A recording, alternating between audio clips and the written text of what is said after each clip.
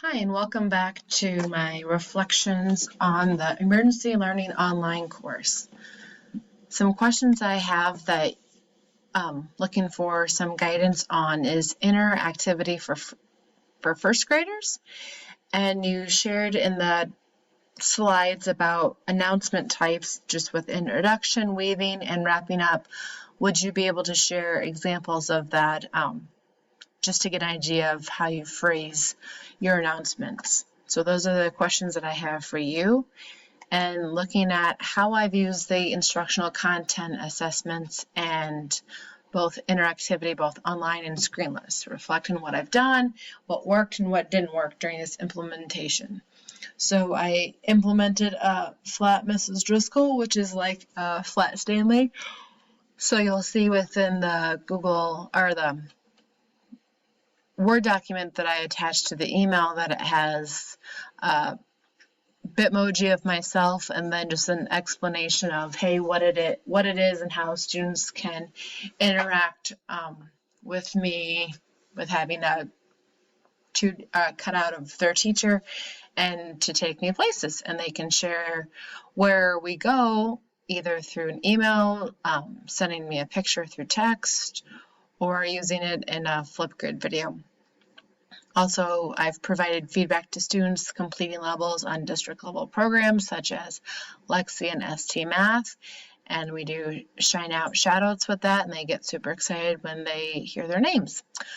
Strengths, it's been easy for me to share content, but I've also realized that I've need to scale back the dumping part of it that was shared in the first part of the class, that yeah, it's easy to dump information onto families, but they need to be able to absorb it and take it in and go from there. So I need to, it's easy to share, but I need to, think about how I'm using it.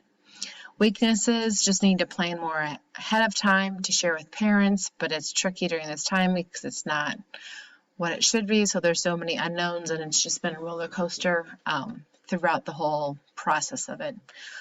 For the fall, if we were to continue with this online method, just creating daily messages for families, but then again, it's getting a new set of families to interact with Blooms and to interact with the Google Classroom and Flipgrid. Yes, kindergarten students have had access to it, but not all have, and with the district having voluntary contact, it's not required, so not everyone has done it. That's one recommendation I would say for districts, is to somehow require something of families to do, so then it's easier to check in with them and hold them accountable, and just to make sure that everything's going okay, because Davenport is a very diverse district, and I just want to make sure that all my students are safe. So those are that's my second reflection for this class, and yeah, so thank you for joining, and we'll see you soon. Bye.